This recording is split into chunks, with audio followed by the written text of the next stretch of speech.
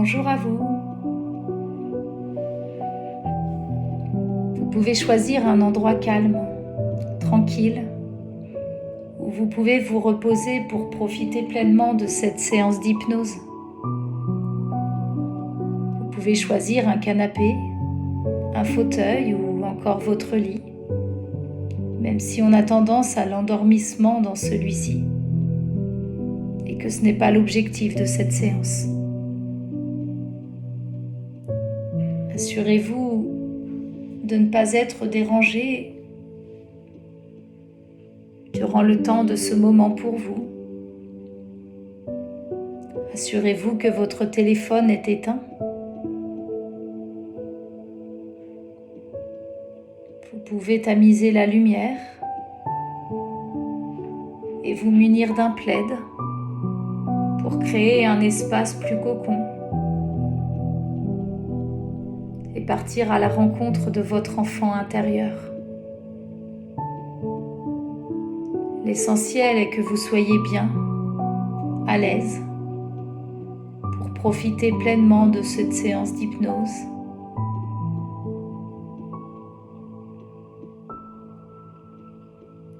Et je vous invite à vous installer confortablement. Vous pouvez choisir de fermer les yeux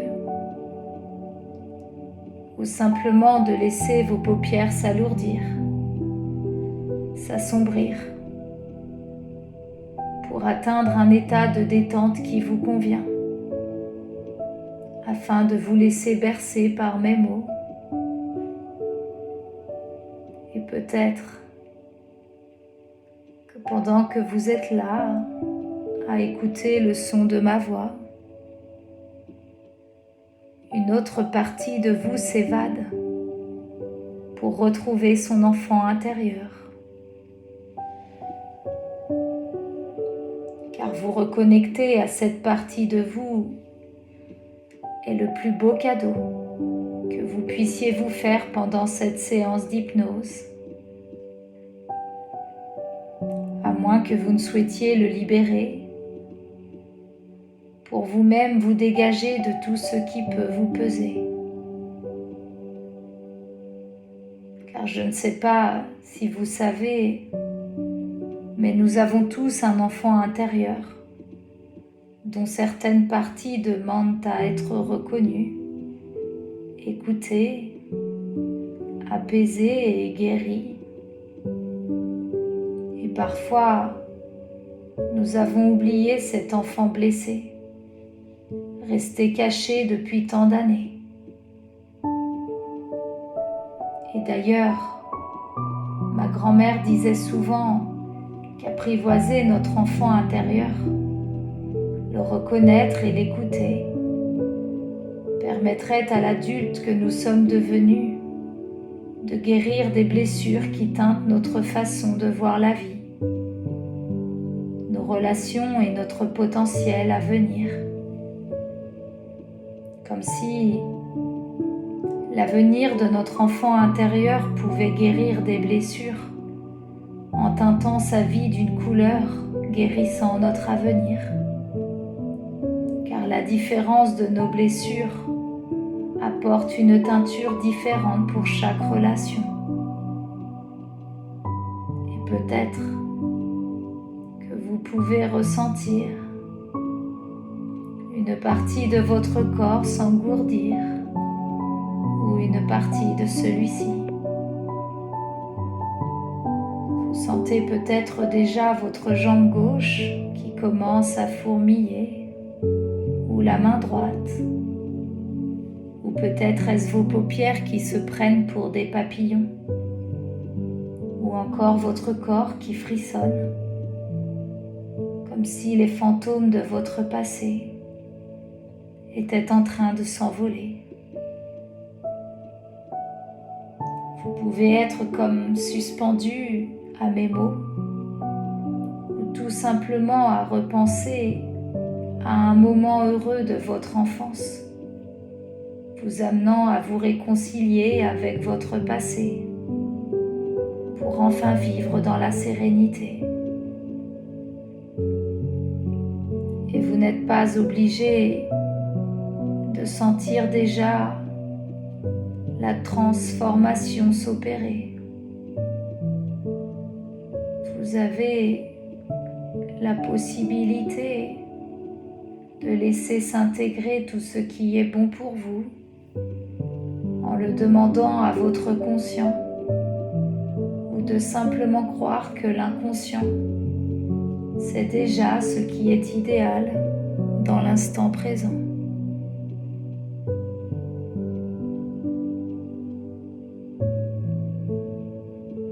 Et dites-moi, êtes-vous en colère parfois ? Car la petite fille dont je vais vous parler, Sarah, était vraiment très en colère et avait perdu toute confiance en la vie, mais surtout en elle. Elle me disait qu'aujourd'hui, se retrouver entourée de certaines personnes la mettait mal à l'aise, car elle avait associé se relier à quelqu'un avec la possibilité d'être abandonnée et de souffrir. Je lui ai alors demandé d'aller chercher au plus profond d'elle ce qu'elle ressentait. Et elle m'a dit, je me sens triste, dévalorisée, blessée, humiliée, abandonnée. Je n'ai forcément pas de valeur si on est capable de me laisser. Je lui ai alors répondu que l'on pouvait dissoudre les liens négatifs, mais que les liens d'amour, eux, ne disparaissent jamais. Et qu'il fallait beaucoup de détachement pour pouvoir s'attacher. Il faut déjà être bien avec soi, comprendre que nous sommes responsables de notre vie, pour ainsi créer des liens harmonieux avec les autres. Sarah me répondit alors qu'elle n'avait pas envie de rester attachée à cette personne qui l'avait laissée. Je me souviens alors l'avoir amenée à mettre du positif dans le négatif et à se dire « et si c'était faux ? Et si j'avais mal interprété les choses ?» Car il y a 9 façons d'interpréter les choses. Le savais-tu ? Et elle me répondit que non, et qu'elle ne comprenait pas tout à fait ce que j'étais en train de lui dire. Je lui explique alors qu'aucune rencontre ne se fait par hasard, que nous sommes bien arrivés sur Terre en tant qu'humains pour expérimenter et grandir de nos blessures, pour devenir la belle personne que nous sommes appelés à devenir demain. Il serait bien dans un premier temps que tu t'exprimes d'âme à âme avec cette personne, Sarah, afin de te libérer de toute cette colère qui ne fait que te ronger de l'intérieur. Tu sais, un jour, mon fils m'avait dit en rentrant de l'école, lorsqu'il avait travaillé sur les émotions, « Maman, tu sais, la colère, c'est le cœur qui brûle de l'intérieur. » Je lui ai alors répondu, « Tu as parfaitement raison, mon chéri, car tout ce qui ne s'exprime pas s'imprime dans le corps et crée le mal-être et la maladie. » Et pour en revenir à Sarah, je lui ai alors conseillé de se libérer en parlant à cette personne d'âme à âme, déversant toute sa colère, mais surtout en exprimant bien ce qu'elle ressentait. Je lui ai alors dit qu'il serait bien qu'elle se libère de toutes ces émotions négatives qui lui brûlent le cœur de l'intérieur. Car oui, c'était bien à elle qu'elle faisait du mal. C'était bien elle qui se détruisait à travers toutes ces situations. Tu sais, Sarah, il est important que tu te pardonnes d'avoir eu des pensées négatives envers cette personne, car parfois nos croyances et nos interprétations sont erronées, et surtout sans amour, nous ne pouvons pas avancer. Tu as peut-être aujourd'hui peur de t'attacher, alors j'aimerais te l'expliquer d'une façon plus imagée. L'image de l'attachement est comme le cœur. C'est le carrefour de la vitalité humaine, là où passe le flux de la vie, là où l'amour se situe. Il est alors important que tu fasses preuve de tendresse, de compréhension et de générosité, afin de pouvoir t'ouvrir à toute communication et ainsi surtout trouver en toi l'apaisement. Il est important également que tu te pardonnes à toi, oui, car c'est bien à toi que tu fais du mal aujourd'hui. Parfois, tout semble indiquer que nous n'avons jamais évalué l'importance réelle de cette séparation ou de cette colère. Il est donc encore temps de prendre conscience qu'une coupure passée dans une relation nous a tenus à cœur et qu'il est peut-être temps de s'expliquer avec cette personne pour connaître un état d'apaisement. Le plus important est peut-être dans un premier temps de te remplir d'amour, car nous ne pouvons pas aller chercher chez l'autre quelque chose que nous ne nous donnons pas à soi. Et dans un second temps, il serait intéressant, Sarah, que tu exprimes à cette personne tes besoins, car personne n'est devin. Si cette personne pouvait te répondre aujourd'hui et qu'elle était devant toi, qu'est-ce que tu aimerais qu'elle te dise? Qu'est-ce que tu as besoin d'entendre? Peut-être souhaiterais-tu que cette personne te dise que par amour pour toi, elle a pensé faire les bons choix. Peut-être que tu as besoin qu'elle s'excuse pour le mal que tu as pu ressentir. En tout cas, elle avait sûrement ses raisons et dans la vie, chaque choix se respecte. Car nous n'avons souvent pas les tenants et les aboutissants nous permettant de pouvoir juger. Et puis tu sais, Sarah, ce que l'on voit chez l'autre, c'est forcément quelque chose que l'on a un peu chez soi. Sinon, ça ne nous impacterait pas. Et cette personne, en appuyant sur une blessure, ne fait que réactiver quelque chose qui n'avait pas été guéri. C'est pourquoi, pour avancer plus sereinement, il est important de pardonner à l'autre et de se pardonner à soi, afin de pouvoir avancer en toute sérénité. Sinon, sais-tu ce qu'il va se passer?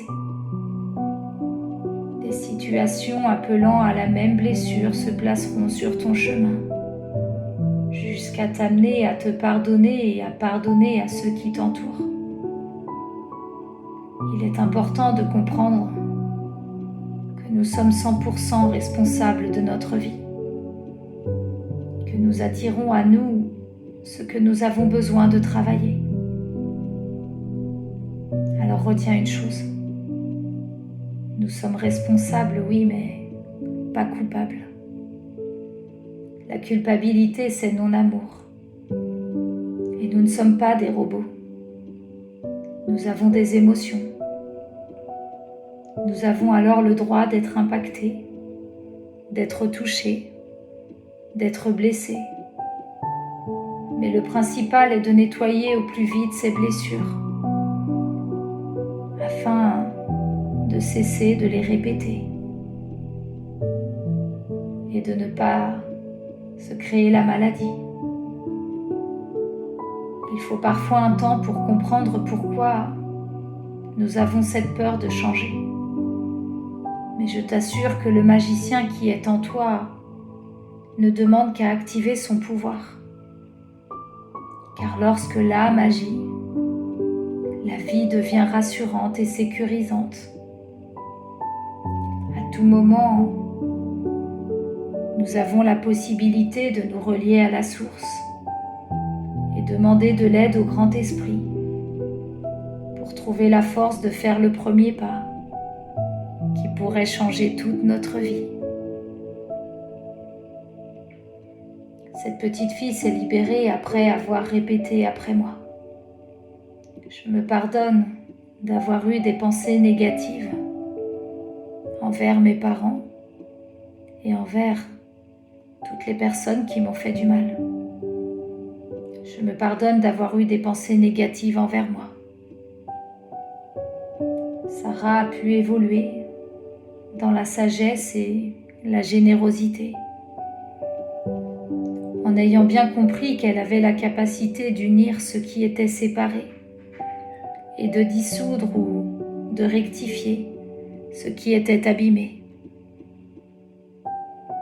Et je ne sais pas si vous savez que c'est lorsque l'on décide de faire taire cette petite voix qui empoisonne la vie, qui dévalorise, que les barreaux de notre prison intérieure se lèvent, laissant s'évader l'enfant que nous étions pour lui rendre sa liberté et vivre un maximum de bonheur. J'aimerais vous raconter l'histoire d'un instituteur qui était très apprécié de ses élèves, car il avait cette capacité à donner le goût d'apprendre à son public d'une façon assez ludique. On sait bien que l'enfant aime s'amuser et que par le jeu, on peut tout le lui demander.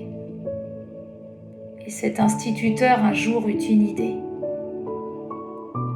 Et il fit expérimenter ses élèves sur une nouvelle expérience, un jeu qu'il avait nommé la cage de l'oisillon. Les élèves n'avaient pas compris sur le moment pourquoi ce nom, mais ils avaient trouvé ça plutôt amusant et avaient envie de découvrir cette nouvelle activité. L'instituteur demanda à ses élèves de réfléchir à leur plus grande peur et de la noter sur un papier. Il leur dit : « J'aimerais que vous commenciez votre histoire par « Et si c'était faux ?» et que vous écriviez une histoire à partir de cette peur. Que le héros de votre récit soit justement votre crainte. Comme si l'histoire qu'ils se racontaient jusqu'à aujourd'hui était erronée et qu'ils avaient finalement le pouvoir, grâce à cet exercice, de changer le cours de leur vie comme par magie. Car nous savons que l'âme agit et que lorsque nous y croyons fort, nous pouvons découvrir des trésors. Une fois l'exercice terminé, chaque élève alla au tableau pour s'exprimer. Jules avait réalisé que s'il avait peur des médecins, c'est parce que son frère était gravement malade petit et qu'il se disait que si lui aussi allait en voir un, c'était qu'il allait peut-être mourir également. Il avait alors changé son interprétation en disant : « Et si c'était faux ? Si les médecins avaient justement sauvé son frère et que sans eux, il ne serait peut-être plus de ce monde aujourd'hui. Et si finalement ils étaient des héros ? » Anaïs, elle, avait peur de l'eau et détestait aller à la mer. Elle se dit alors : et si c'était faux ? Si l'eau, la mer, la sécurisait ? Que peut-être était-ce dans sa tête qu'elle avait confondu les choses. Peut-être que sa tête avait confondu la mer, l'océan, et la mer, la maman. Et Louise, elle, ne voulait pas avoir d'enfant. car elle avait peur de l'accouchement et n'avait pas su trouver de réponse alors. Elle se sentait triste et désemparée. L'instituteur trouva cette question intéressante et mit la classe entière à réfléchir à ce sujet. Chaque enfant faisait des propositions et Noéline, elle, dit « Et si en fait, Louise avait peur de la vie ? Car finalement, l'accouchement, c'est la vie. » C'est très juste, Noéline. Car quelque part, on a tous peur de la vie, puisqu'on arrive tous sans repère, sans expérience à ce sujet. Et les enfants ont ainsi pu se réapproprier leur propre histoire. Une histoire plus juste et plus rassurante pour eux. L'instituteur leur expliqua alors pourquoi il avait appelé ce jeu la cage de l'oisillon. Car c'est en tombant que l'on apprend à voler et que toutes nos expériences sont bonnes pour nous faire grandir et avancer. Il leur expliqua que nos peurs sont nécessaires pour évoluer, mais que les laisser nous dominer vont à l'encontre de notre destinée. Et parfois, on ne sait pas, alors on a peur.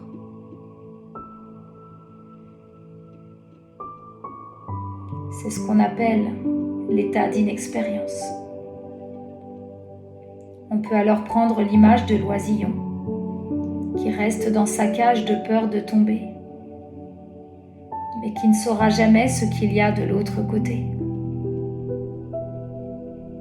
Ou alors il tente de prendre son envol, lui permettant d'accéder à toute liberté. Et souvent, nous ne voulons voir des autres que ce que nous décidons de voir avec nos propres limites et croyances. Mais et si c'était faux ? Et souvent, l'amour de soi est la clé pour nous réconcilier avec notre enfant intérieur, pour vivre chaque jour un peu plus de bonheur. Et je ne sais pas si vous savez que nous avons tous la capacité de demander à notre inconscient de faire son maximum